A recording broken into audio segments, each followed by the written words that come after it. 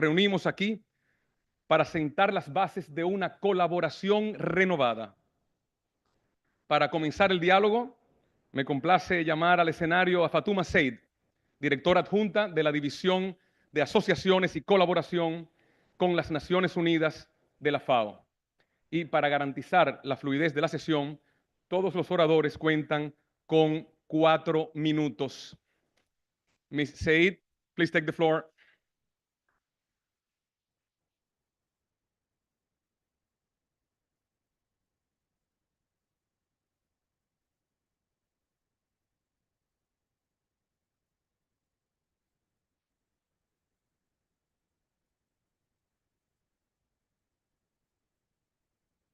Thank you, Excellency. Excellencies, ladies and gentlemen, good morning and welcome. Very pleased to have you all today here. It's really a pleasure to host you to this farmhouse for the Global Family Farming Forum. This year, as you all know, 2024 is the UN Decade of Family Farming halfway. We are at the midpoint. To mark this important milestone, the Global Forum has been organized to celebrate family farming as the backbone of a diverse, innovative, and dynamic agri-food system. Innovation, gender equality, science, investment, and support for family farming will be at the forefront of these next few days.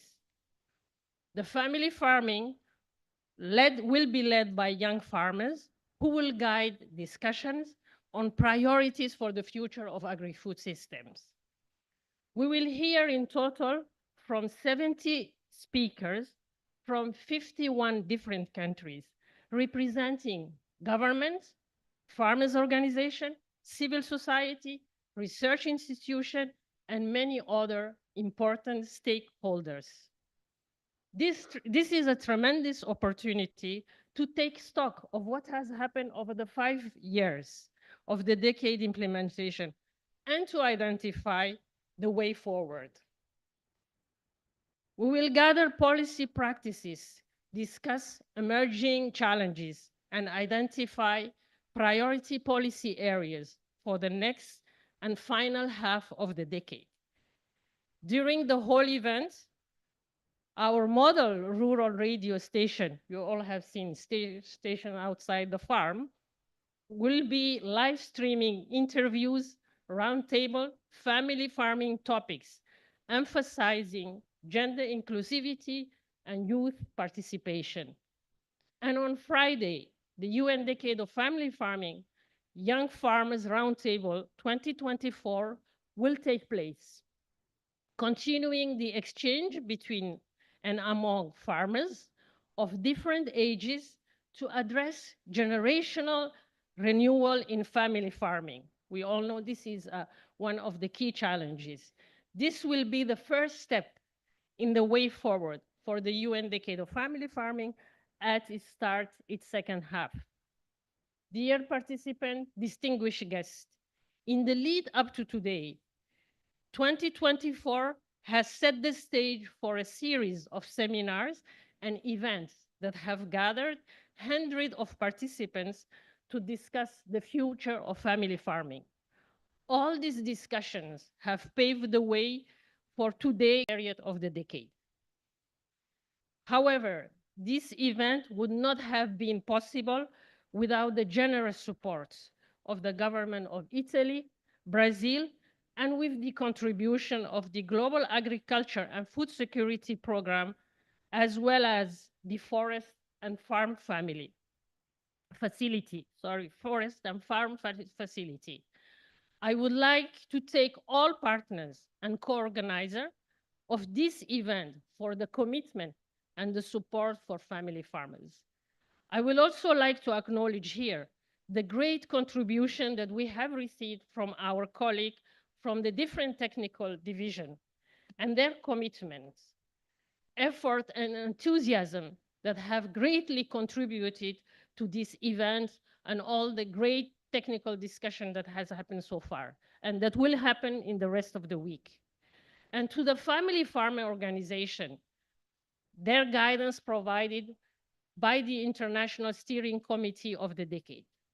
I want to take and express my gratitude to all the support and commitment shown over the past 5 years, making not just this event a reality, but all the results and demonstrate all the results we have achieved in this UN Decade of Family Farming.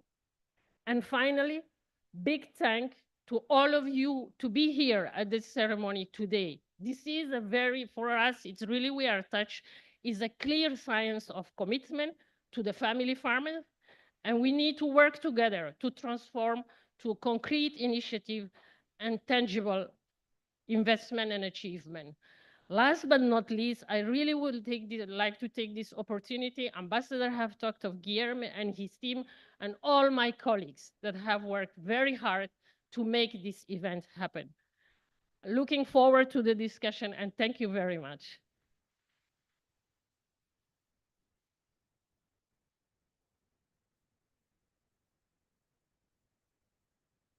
Thank you very much, Fatuma, Ms. Said, for highlighting some of the core moments of the forum ahead. I join you in thanking all those who contributed to make this forum a reality, both providing political capital, financial resources, and hard work.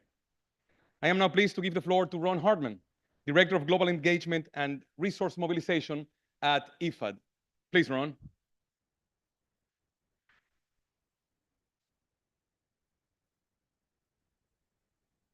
Thank you very much, Ambassador.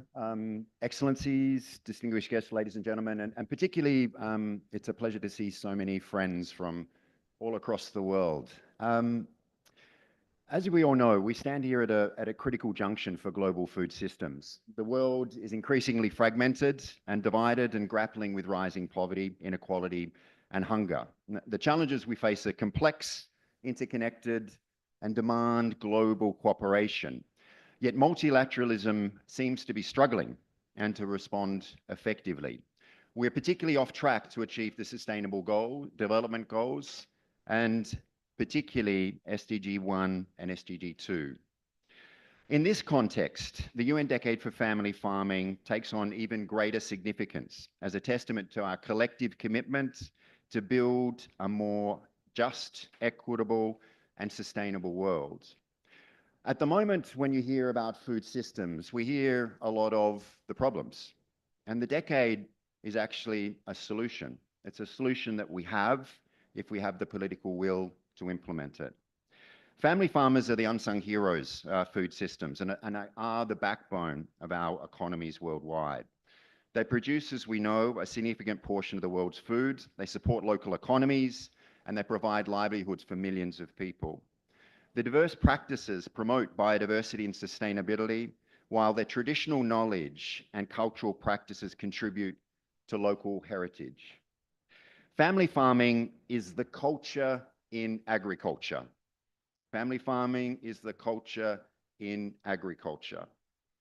Family farmers, however, face numerous constraints, including economic challenges, environmental threats, social exclusion, policy barriers, and infrastructure limitations.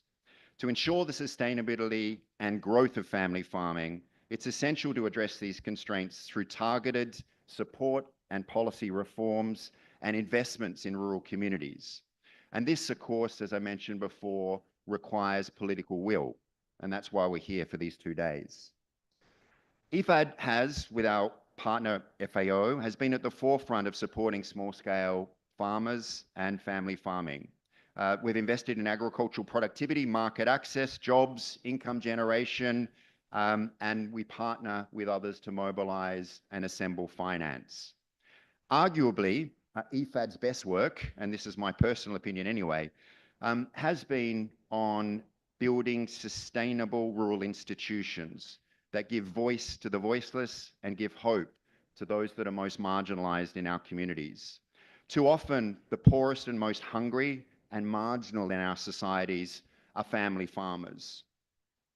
The UN Decade of Family Farming is crucial for recognizing the value of family farming, promoting supportive policies, empowering farmers, and addressing global challenges and building partnerships. It aims to create a more sustainable and equitable future through its focus on family farming.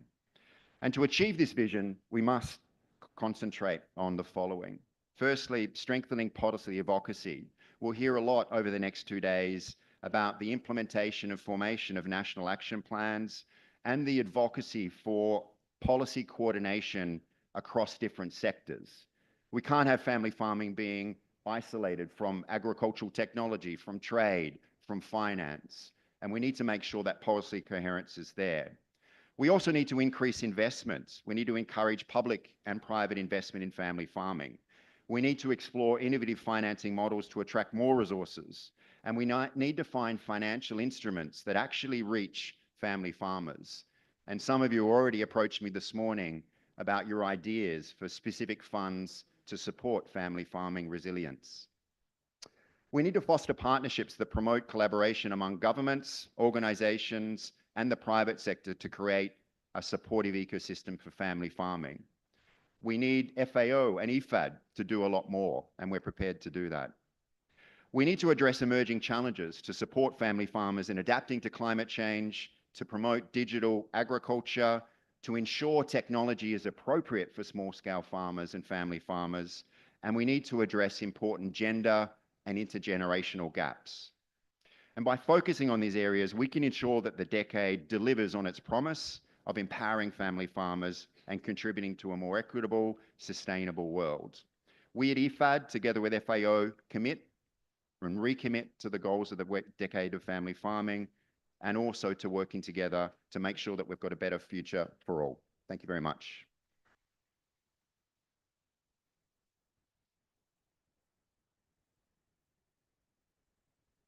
Es para mí un placer ahora, se me mezclan los idiomas, dar la bienvenida a Carla Barroso Carneiro. Ella es la embajadora, representante permanente de Brasil ante la FAO, el FIDA y el PMA, y acaba de ser elegida presidenta del Comité de Agricultura de la FAO. Embajadora.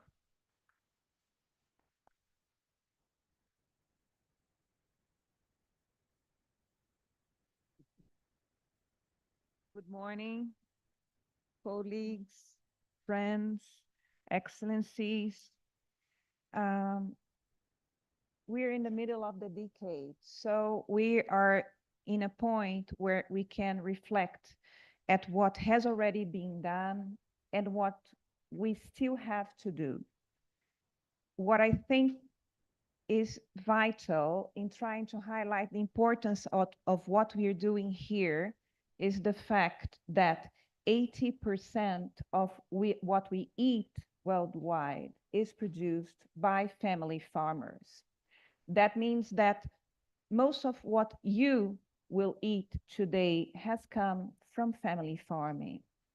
This is because the other type of agriculture, the industrial agriculture, it mainly focuses and concentrates on commodities that not always constitute food that we eat every day. So this is the importance of family farming. When we go today to eat lunch and to eat our dinner, we should focus on that. We are eating what the family farmers produced for us. And it's also very important what Ron just said, that family farmers are the ones that bring culture to agriculture, because they are the ones that must innovate quickly when they're faced with the disasters that climate change has been bringing to all of us. They are the ones that manage natural resources because they are the ones that are closer to it. They are the ones, as Ron just said, that preserve cultural heritage. This is why we in Brazil believe that family farming is the foundation of food security and sustainable, healthy food systems. And yet, it is also true that family farmers are among those that are most negatively impacted by poverty and vulnerability and face the highest levels of economic, financial, social, and environmental risks.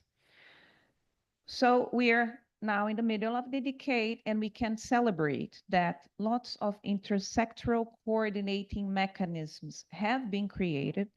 National committees are working. Policies have been developed and approved and are now being implemented. Countries adopted policy frameworks specifically for family farming, building on what has already been learned worldwide. But we must do more.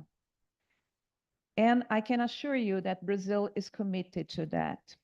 In Brazil, the sector accounts for more than 70% of all agricultural production units, and it covers 81 million hectares, which stands for more than 20% of the country's cultivated land.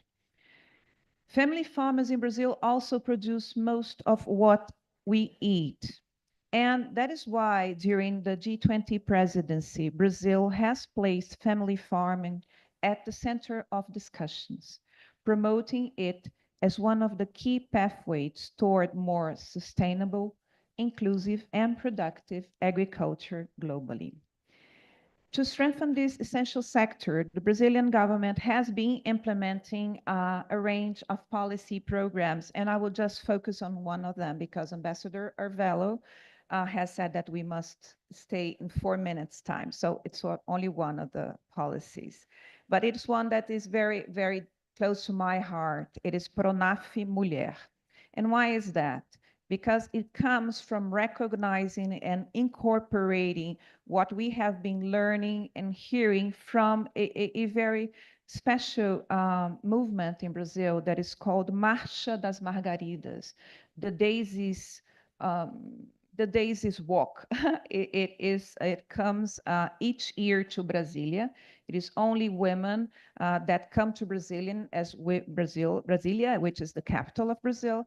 They are women farmers, and we have been learning from them. We have been learning from the dialogue that the government has been establishing with them.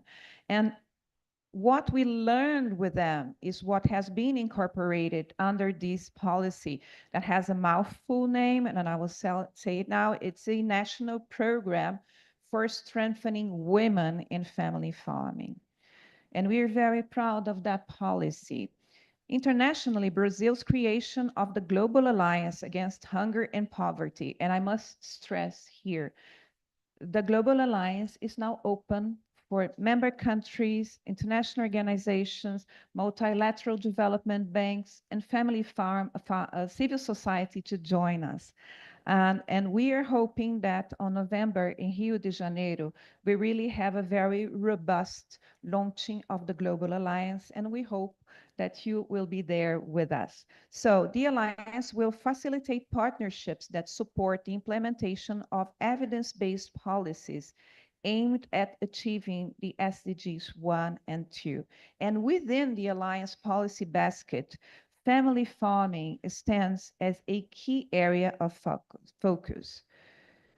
Well, we recognize that achieving resilient and inclusive food systems depends on empowering small-scale farmers, and specifically amongst them, women and young farmers. And we count on you for that. Thank you so very much.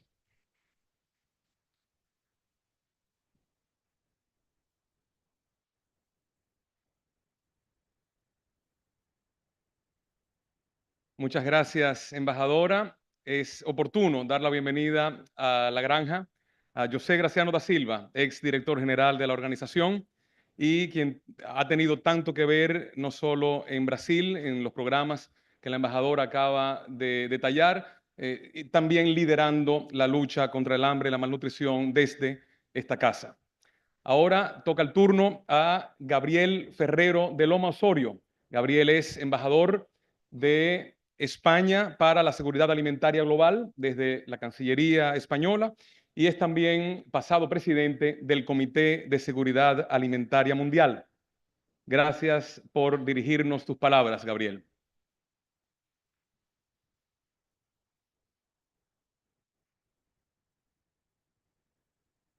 Buenos días a todos y a todas. Es un enorme placer darles la bienvenida como representante del Gobierno de España y también hoy como representante de los países e instituciones que contribuyen al Programa Mundial de Agricultura y Seguridad Alimentaria, el GAFSP, del cual España forma parte, como muchos de sus países y sus organizaciones, a este Foro Mundial de la Agricultura Familiar, que es una oportunidad excelente para continuar uniendo nuestras reflexiones, nuestros sueños y nuestra acción, los gobiernos, la sociedad civil, ustedes, productores y productoras y sus organizaciones, las organizaciones internacionales, el sector privado. Permítame empezar reiterando el agradecimiento a la década de las Naciones Unidas para la Agricultura Familiar, a su presidente, querido amigo Mario, a todo el equipo de apoyo que le pone rostro, Guillerme, de la FAO y del FIDA, y por supuesto a los gobiernos de Brasil. Reconozco también la presencia de la querida viceministra Fernanda Machiavelli, además de su embajadora, y también de Italia, y al Programa Mundial de Agricultura y Seguridad Alimentaria por haber hecho posible esta oportunidad. Queridos y queridas amigas, estamos a mitad del desarrollo, a mitad del camino de la década de la agricultura familiar de las Naciones Unidas. Y es fundamental que sigamos encontrándonos, que sigamos uniendo nuestras fuerzas para avanzar. Ya lo han resaltado mis compañeros y compañeras. Se ha progresado muchísimo en estos años. Hemos colectivamente logrado impulsar el progreso significativo en países e instituciones internacionales, a nivel regional, a nivel nacional, en los territorios, para poner en primer lugar de la agenda política mundial y en nuestros países la agricultura familiar como ese pilar fundamental sobre el que se sustenta la prosperidad no solo de nuestros territorios rurales, la prosperidad también de todas nuestras sociedades. En el caso de España, para España la agricultura familiar es también una columna vertebral de nuestro desarrollo sostenible. Lo consideramos así en nuestros territorios y también a nivel mundial. Estamos como España comprometidos con la década. Hemos desarrollado nuestro Plan de Acción Nacional para la Agricultura Familiar en este contexto, también con la participación de la sociedad civil, de las organizaciones de productores y de productoras y todos los ministerios implicados en su desarrollo posterior. Como piedra angular de este Plan de Acción Nacional, nuestro presidente del Gobierno, Pedro Sánchez, y nuestro ministro de Agricultura, Pesca y Alimentación, ministro Luis Planas, anunciaron ya el inicio de la preparación de una nueva ley de agricultura familiar, que esperamos vea su luz al final de esta legislatura. Y también el apoyo a la agricultura familiar es una prioridad en nuestra política de desarrollo internacional, de cooperación internacional para el desarrollo. Estamos iniciando ahora también en España la renovación, el inicio de una nueva estrategia española internacional para el derecho a la alimentación, en el que la agricultura familiar será piedra angular, sin lugar a dudas, también motivados por el impulso de la Alianza Mundial, impulsada por la presidencia brasileña del G20, contra la pobreza y contra el hambre. A nivel internacional, creemos que es fundamental continuar reforzando todos los esfuerzos de todas las instituciones y de todas la convergencia de instituciones para poner la agricultura familiar en la prioridad de las inversiones, la prioridad de los recursos públicos nacionales e internacionales para el impulso de la seguridad alimentaria y la nutrición. Y por eso la FAO, por supuesto, y a nivel de inversión el FIDA, muchas gracias Ron por tus palabras, y el Programa Mundial para la Agricultura Familiar son prioridades para España. Hoy también represento yo en esta apertura, en esta bienvenida, a los países socios del Programa Mundial de la Agricultura Familiar. Es un programa, el GAFSP, del que España es, como he dicho, parte orgullosa. Somos uno de sus fundadores y además uno de sus principales contribuyentes. Y somos orgullosos de formar parte del Programa Mundial para la Seguridad Alimentaria y la Nutrición, para la Agricultura y la Seguridad Alimentaria, entre otros motivos, no solo porque haya movilizado ya cerca de 2.500 millones de dólares en estos últimos 10 años.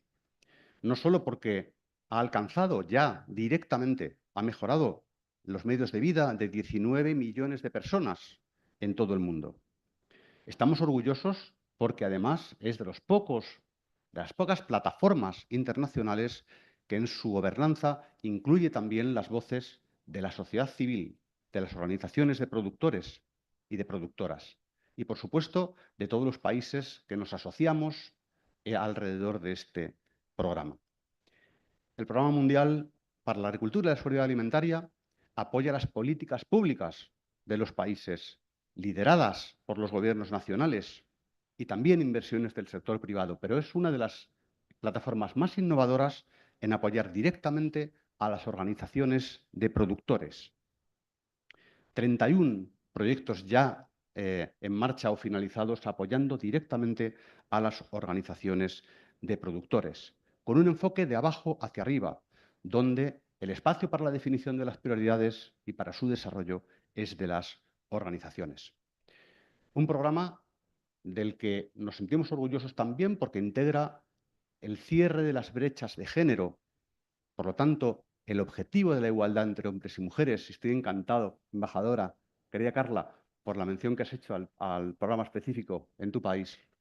Y también integra la resiliencia de la agricultura a pequeña escala y la agricultura familiar, tanto como contribuyentes positivos a los bienes globales como el clima o la biodiversidad o los suelos, como en la construcción de resiliencia ante los shocks. Muchas otras características de este programa que estamos convencidos que pueden ser también reflejo de ese nuevo multilateralismo que se necesita para hacer que el mundo afronte los retos actuales, que incluye, y no nos cabe ninguna duda, la participación de la sociedad civil y de todos los actores involucrados y dar una prioridad a la voz de aquellos y de aquellas que realmente no solo padecen las carencias o las privaciones o las dificultades, sino que son el futuro de nuestros sistemas alimentarios. Termino con esto, querido Mario, no me quiero extender más, reiterando nuevamente la felicidad que nos da estar todos reunidos, todas reunidas aquí, en mi caso como Gobierno de España y en nombre de los países contribuyentes al Programa Mundial, de Agricultura y Seguridad Alimentaria. Aprenderemos todos estos días y estoy seguro de que volveremos a nuestro país y a nuestras instituciones con nueva energía y también nuevos conocimientos sobre cómo hacer realidad. Muchísimas gracias.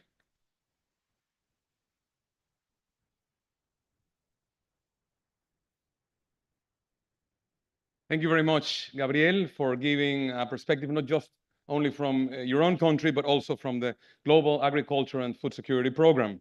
Very useful to listen to you tackling all these subjects. And now we will hear from Ewald Ramesteiner, the Deputy Director of Forestry here at FAO. Ewald, please.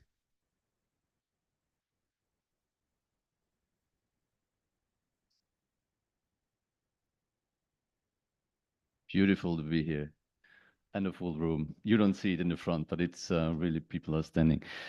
Excellencies, distinguished guests, ladies and gentlemen, it's really my pleasure to be here on behalf of FAO's Forestry Division and also as the officer in charge of the Forest and Farm Facility, which works very closely on all of those topics. And that really makes me, very happy to be here connecting different ecosystems, forests and farms, and that is what many farmers actually do in their daily practice. We've heard from you, Excellencies, that 80% of the world's food is produced on farms. We also have heard that it's 80% as well of those people that are hungry in rural areas are often small-scale food producers, farmers. So we have really an issue here of bringing them together. And several of you have already pointed out that these farmers, you as farmers, you are also taking care of the biodiversity and you face climate change and you have to tackle climate change for the people on that planet. Without you, that will not be achieved. And at the same time, this needs to go hand in hand with the interest of every family, of every farmer, to improve livelihoods, to add value to your farm business, to generate new income opportunities, especially for the young. and for women. So in some ways, you're at the center, and you have all said that in different words, and I think that brings us together here, which is great, as partners. And then it comes to how do we do this in practice? One example is in Bolivia, that we support from the FFF, a cooperative of organic coffee producers that have started to integrate trees in their coffee producing farms, and that increases the protection against the sun that is really hard on the farms and on the crops. And it increases the soil, it increases productivity, and it increases the livelihoods, income of people, the diversity, the resilience of families. And this is the type of impact that I think we all look to strengthen, no, IFAD and others, and us here at the FFF. And it also shows if cooperatives, if people work together, they can really improve things, can become the powerful agents of change that we will need to achieve the SDGs. And this is often done through producer organizations that can better share knowledge, that can better access markets, that can better increase income and have better quality products at scale. And that is what brings me to the FFF. But the FFF Forest and Farm Facility is a partnership that is hosted by FAO, but it goes beyond FAO. And we focus on strengthening producer organizations, family farming organizations, with a view to scale up their impact, their effectiveness, and to scale up also progress towards the SDGs. And what makes this really quite a specific facility is that we do that directly through direct access to funding and direct access to technical support, which produces concrete results, because this is in the heart of what they want to do. We are there to help the organizations. And we have invited 2 leaders this week to share their experiences with you. One is in this session of Investing in Family Farming, Ms. Penunia, who is the Secretary General of the Asia Farmers Association, AFA, a very big organization, and member of the FFF Steering Committee. She will share types of investments that have been most effective in empowering family farmers in their regions. It's one example of Vietnam, where they have been, yes, certainly it's the government of Vietnam and the producer organizations have found innovative microfinance mechanisms that are designed to allow farmers to borrow funds without interest to implement environmentally sustainable land management practices. So this is one of the many examples that you might hear tomorrow and discuss.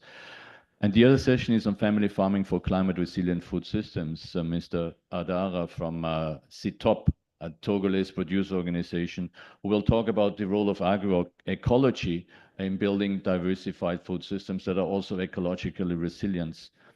We have an example in Ghana, for example, where you integrate agroforestry with agroecology systems, and jointly with solar-powered water systems, these producers and producer organizations that support them now sustain year-round agricultural activities. That, of course, is better and more stable income for farmers. That brings me to the end of my last announcement of the days to come, and that is a reception. We'd be very delighted to invite you to a reception tomorrow, hosted by the Forest and Farm Facility at 5:30 p.m. here in this very venue. And we hope to see all of you there tomorrow. What we want to use that session also for is to get your ideas to think through how can you maybe work with the forest and farm facilities. What are good ways of collaborating together more and better for better effectiveness, better targeting the needs of farmers and producer organizations. It is a really great opportunity now at the halftime to look back what has worked and what can we strengthen, and also to look forward, how can we strengthen the energy, the dedication of family farmers is certainly there, but how can we do that together? Because working together will bring us a long step forward in achieving the decade's ambitious targets for the decade. And the second half actually starts right now. And I think with this, my 4 minutes are certainly over. Thank you very much. Thank you.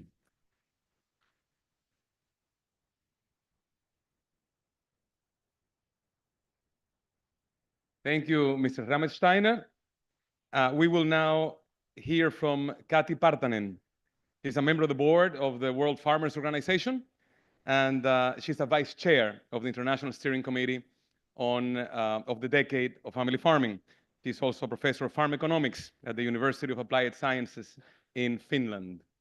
Please.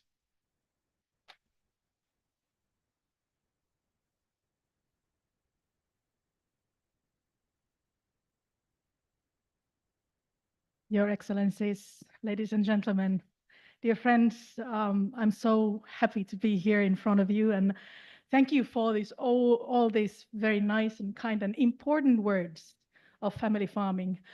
I'm a farmer myself in Finland, farmer and forest owner. In Finland, it's typical that in farm we have both agriculture and forestry, and it's really important for the economy and for the whole operations of the farms. World Farmers Organization is uniting family farmers from all over the world, and I see many of my colleagues and fellow farmers here. And I remember when we had one of our general assemblies in Zambia, Zambian farmers highlighted, no, it was in South Africa actually. The farmers there highlighted very much that if there's no farms, no food, no future. And that's something what we also heard today here. As we prepare to launch the Global Family Farming Forum here, I would like to reflect the journey we have been on since the Global Action Plan for the UN Decade of Family Farming, and when it was introduced. From the outset, the World Farmers Organization has made promoting the vital role of family farmers a top priority in all our policy engagements. We recognized the significance of the decade from the beginning, and we were honored to now serve as vice chair of the International Steering Committee, overseeing its implementation. We also want to acknowledge the dedicated efforts of FAO, IFAD, and fellow farmers organizations over the years, and we look forward to continuing this fruitful collaboration. In recent years, the agriculture sector has faced multiple crises, including rising production costs driven by increased input and energy prices, inflation, and supply chain disruptions caused by conflicts. Simultaneously, climate change is severely impacting harvesting and crop planning, posing significant risks to predictability and threatening the livelihoods of farmers globally. In response, the WFO has developed policies to underscore the vital role of family farmers and has actively participated in international fora such as UN Summit of the Future, promoting the achievement of SDG 2, Zero Hunger. Our efforts focused on promoting resilience building programs and improving access to financing for family farmers, and importance of this access to finance has already been highlighted here. Throughout these years, the WFO has constantly taken part in climate negotiations and will continue to be a key player. Our delegation will be actively engaged in the upcoming COP29 climate conference and COP16 biodiversity conference, where we will advocate a strong financial support for farmers and push for their inclusion in the development of nationally determined contributions, NDCs. Additionally, WFO will participate in the upcoming G20 Global Summit, where, with the support of IFAD, our delegation will be involved in shaping and advancing policies that empower and support family farming. Turning to today's event, the theme of this forum, Good Food for All, Today and Tomorrow, offers us an important platform to explore the challenges and opportunities that lie ahead.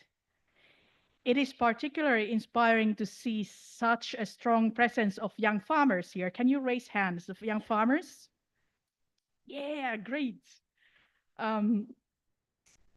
Their perspectives are essential as they are not just the future of agriculture, but also key players today.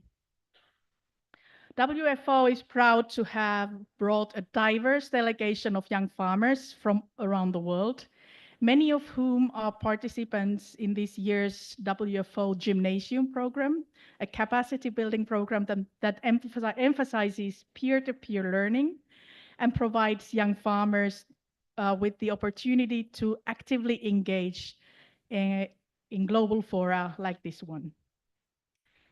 And today we are celebrating the International Day of Rural Women. And I want to highlight the importance of women in agriculture. I remember some years ago we had FAO made an estimate that if women had equal rights and equal access, we would have 150 million people, less hungry people in the world. And I think the estimate is about the same or even more. So I want to highlight the equal rights, equal access, and we have to close the gender gap if we want to achieve food security in the world. As we enter the stock-taking phase of the UNDFF, this moment provides an opportunity to reinforce the significance of family farming, especially in supporting young farmers. I am confident that the conversations we will have over the coming days will not only reflect the progress made, but also offer valuable lessons and best practices that will guide the next phase of the decade's implementation.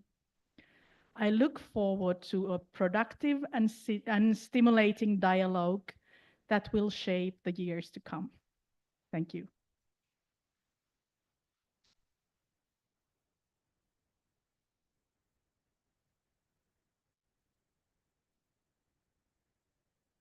Thank you, Ms. Partanen. And I would like to thank all speakers, Ms. Said, Mr. Hartman, Ambassador Barroso Carneiro, Ambassador Ferrero, Mr. Ramensteiner, and again, Ms. Partanen, for your remarks. Very useful, very inspiring. So we look forward to 3 days of very hard, interesting work that will pave the way to the second half of the decade. And now, before this opening session comes to an end, I would like to call to the stage Guilherme Brady. You all know him. Those who didn't know him before this morning, you know him now because he made himself known along with his team, his brilliant team. He's the head of Family Farming, Parliamentary Networks, and Communication for Development at FAO. And he will briefly present us the main results of the decade so far, and he will also be making some key reflections on behalf of the Joint Secretariat from FAO and IFAD. Then, seamlessly, Mr. Brady will introduce and moderate the next session on public policy innovations for family farming. My job is done for this session. Be sure to come not just to the reception tomorrow that Mr. Ramensteiner is hosting along with us, but also to the formal opening of the Global Forum at 3 p.m. in the plenary room. I promise you I will make some newsworthy remarks. Mr. Brady, please.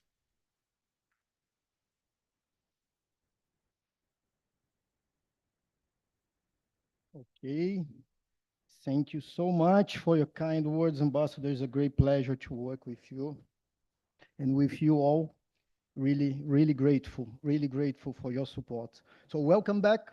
Welcome to FAO again, to the Global Family Farming Forum. We want you to feel at home in this beautiful farm bar.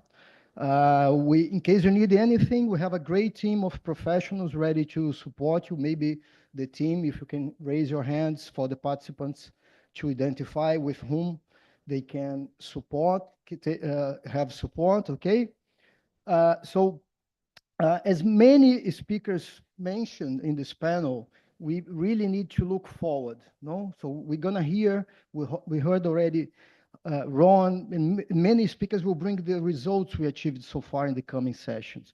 So, and they emphasize the need to, for us to consider the challenges, to work on the challenges, to see what we can do better for the next 5 years. So I would like to focus exactly this segment on analyzing, having a balance of the implementation of the decade, but more focus on the challenge we have ahead of us in the next 5 years. And so we have great numbers. I will not mention it, okay, not to lose time and to be able to focus on the challenges. So I would like to use the public policy cycle scheme for us to take stock of where we are and what we need for the coming years. So as you can see in this slide, we have a great numbers of national action plans approved, regional action plans approved. This brings us a framework of work in around 40 countries. We have huge numbers of mobilization of actors, many thousands of actors working together at national level, and thanks so much for the farmers organizations to keep going on this. This is a lot on you, this kind of work. So these numbers shows that we've been very successful on one stage of the public policy cycle, that is the agenda setting, when we manage to bring to public attention that it's important to have better policies for family farmers. No? And I think there is a growing understanding and sensibilization that we need to have specific policies to farmers. Policies need to be better tailored to different types of farmers. And why this is so important? Because the evidence shows that when we only have general policies, one single approach to all the different farmers, to all the diversity of farmers, these policies tends to be concentrated. The access tends to be concentrated by the more consolidated farmers. And usually they also tend to be designed for more consolidated farmers, as Ewald referred to it during his speech. So this is not a problem per se. Let's say we need different approaches of support to different types of farmers, but the problem is when we all together at the same time and for so long use the same approach. And then this brings concentration. No concentration of food systems. We lose resilience and sustainability of our food systems that will tend to be more concentrated, as they are now. Few crops, few actors, homogeneity of diets, loss of biodiversity, higher food insecurity, unsustainable food systems. So I think in the agenda setting, we've done well. But in order to have concrete policies reaching the farmer, successful policies, we need all the stages to be completed. I think we also done well in the adoption phase. The numbers that we have in the monitoring of the results of the decade show that we got hundreds of legislations, regulations approved, new ones, since 2019. And indeed, we've been working a lot with parliamentarians to be able to bring a better enabling environment for family farmers. We're going to listen to different parliamentarians bringing their successful experiences in the next sessions. But this is the high number of legal frameworks, but we need them to reach family farmers. No, they need to be concretized, operationalized. And this indicates, as we keep receiving, let's say, feedback from the farmers' organizations that policies are not reaching them or not in the way they want, these numbers indicates that the problem we have to focus, the challenge we have for the next years is on the implementation in the formulation phase, okay?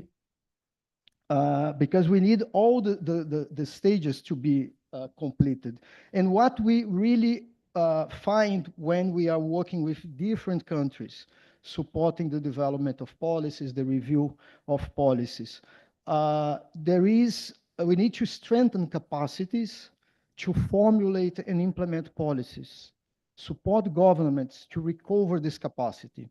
And this initiative from Brazil focuses on really how to scale up policies at scale. It's really important because of this, because in our findings of the implementation, this is the big gap that exists, because we've been also doing too much of projects. So we have the project orientation is predominant in most of countries. And this is not enough to bring coordinated efforts at the needed scale. So the other element that we find when we analyze the implementation is that the policy tools that are in place for family farmers, they are highly concentrated on traditional agricultural policies. And I will also elaborate a bit more on this, because we need to innovate. Innovation is a very relevant topic now, as we will not be able to face the challenges of our food systems doing things the same way. We also need innovations on public policies and new policy instruments that could be adapted to the new challenges. No? So we need new policy instruments that could be, in our opinion, more flexible, operationally softer, considering the capacity gaps, the severe budget limitations that can be triggered, and that doesn't need a huge, heavy operational capacity from governments.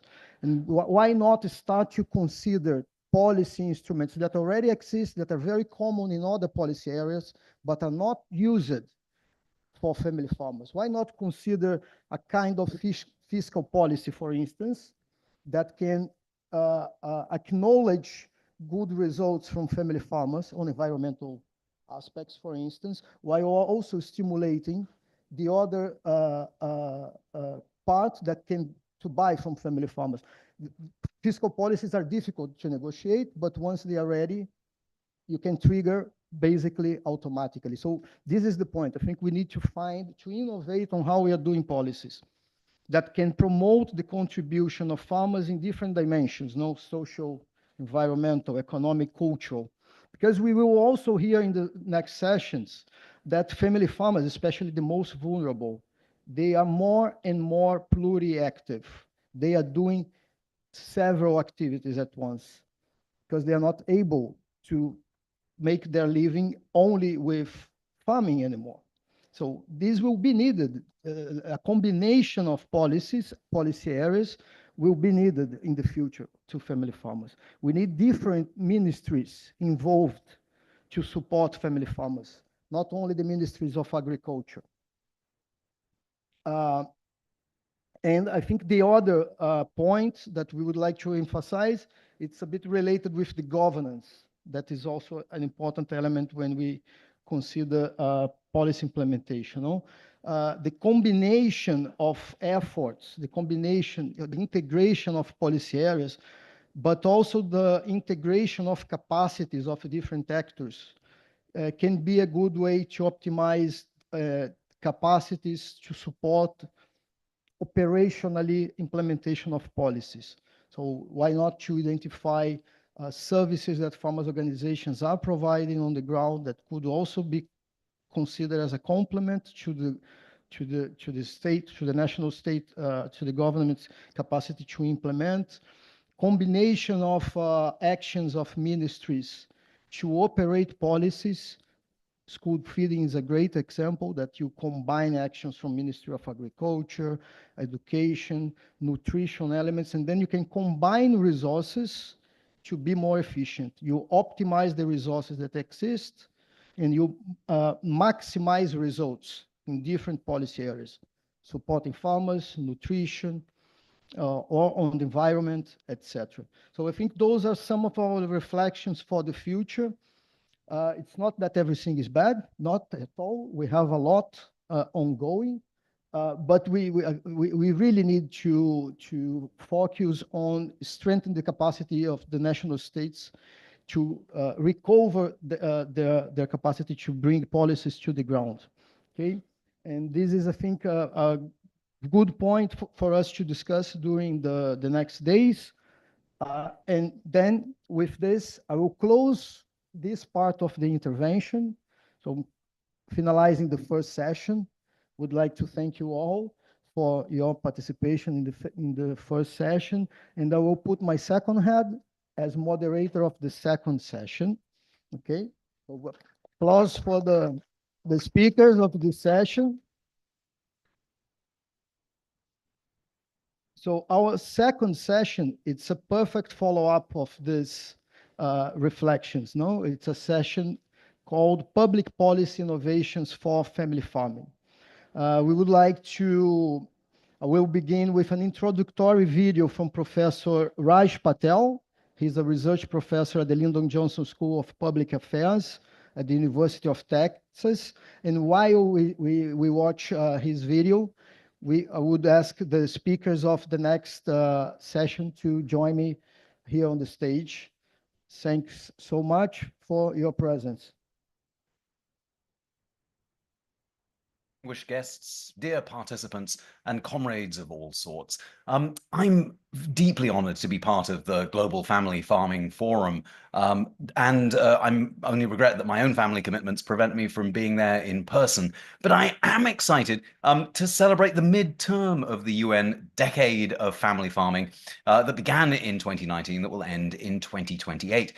So, I mean, what I wanted to do was just see how it's going, and obviously, it hasn't gone great. I mean, even in 2019, we knew that something was amiss with the climate change already making itself felt. And here is the average temperature change year, with a baseline of 1951 to 1980, and now we see from 1990 to 2022, it's just been getting hotter. Excuse me, and not just hotter. Obviously, climate change means a range of things. And as we've seen on every continent in the past few months, what climate change leads to is a range of acute catastrophes, from flood to drought, to storm, to wildfire, to extreme temperature, to landslides. And that happened even before COVID. And obviously, what one can't think of the decade, the first few years of the decade of family farming without thinking about COVID. And I mean, obviously, the global economy was rocked by COVID. Here you can see the massive spikes in a range of things, particularly oil prices, oil's prices for the food system. And one might think, well, fully for family farmers. Wasn't it wonderful that family farmers were able to take a share of that? And of course, in general, we know that family farmers didn't. We know that because of the way that global markets are structured, often because of the dependency on import prices and dependencies on things like fertilizer, the real beneficiaries of the pandemic price spikes tended not to be family farmers, but tended, as this a recent study from the UK looking at supermarkets suggests, it was those with the most power within the market, the most market concentration, who did the best out of the economic circumstances of COVID.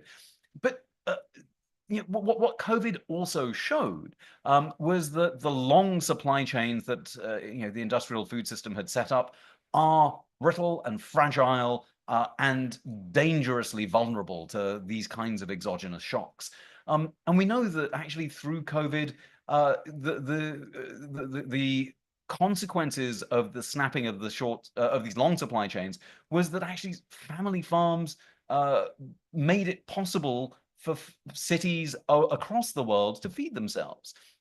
In other words, the real force behind the food system was not this very concentrated industrial food system, but actually the sustainable family farming and peasant farming approaches that have fed the world historically. But there's one other thing to note, and that is that in general, when we saw these returns home from cities, when we saw the consequences of lockdown, even in family farms did not bear the brunt of the COVID pandemic equally. And it's important to remember that even celebrating family farms, as we all do, it's important to recognize that it was predominantly women in family farms who picked up the greatest share of the work under COVID. And this is just a problem that I share in the spirit of love. When we think about family farms, we need to understand that family farms need to be sites not of exploitation of women, but actually sites of liberation and equality. And they can be. I think this is the message that I want to suggest, that we can spend the rest of the 5 years of this decade playing out, that actually family farms do not need to be, as they're sometimes portrayed by people in the world of industrial agriculture, as merely sort of backward throwbacks that need to be disappeared, and that they are sometimes, because they are sites of gender inequality, the world is better off without them. On the contrary, it is possible to imagine and to see today family farms as a site of radical transformation and hope when it comes to climate change, when it comes to human rights, when it comes to gender equality, when it comes to feeding the world, when it comes to nutrition and diet-related disease. One of the places that I want to suggest we look at is Andhra Pradesh in India. There was a fantastic report by our friends at FAO and CIRAD from the Andhra Pradesh Community Managed Natural Farming Initiative. Now, I could regale you with some of the economic models and some of the fantastic kind of results that come from this, but actually what I want to do is show you what happened in the wake of Cyclone Michaun, which happened in December 2023. Now, in this area of Andhra Pradesh, you can see a conventional agricultural rice farm. And this rice farm, if you look at the rice, you can see the tillers on the rice there. It took a long time for this farm to bounce back.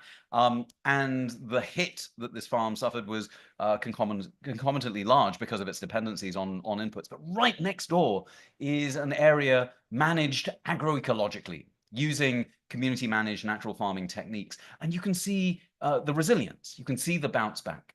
And you can see the quality of the land, the robustness of the crop. And just look at the number of rice tillers on this plant. I mean, it's amazing. It's so much richer. It's on track to do far, far better than using conventional agriculture. And I think this is the way to think about how sustainable family farming, as it's done in Andhra Pradesh, might be a model for other parts of the world. In fact, it's already happening everywhere from Malawi to parts of Brazil. Around the world, this model of sustainable agroecology allows and shows how actually often the most marginalized communities, usually the farmers in Andhra Pradesh are predominantly disproportionately women, disproportionately lower caste, and they're doing very well in this transition away from industrial agriculture to farming on sometimes marginal land, turning it around and getting much more robust land than with industrial agriculture. Now, you may ask, well, look, who's going to pay for all this? And I'm not shying away from the cost. It's going to be expensive. But working with Vijay Talam at the Andhra Pradesh Community Managed Natural Farming, we ran some numbers, and this is the sort of curve of how much it's going to cost in millions of US dollars over the next few years to transition 5 million farmers, in addition to the 1 million who have already transitioned into community managed natural farming. Now, you may say, well, that's quite a lot of money. Where's it all going to come from?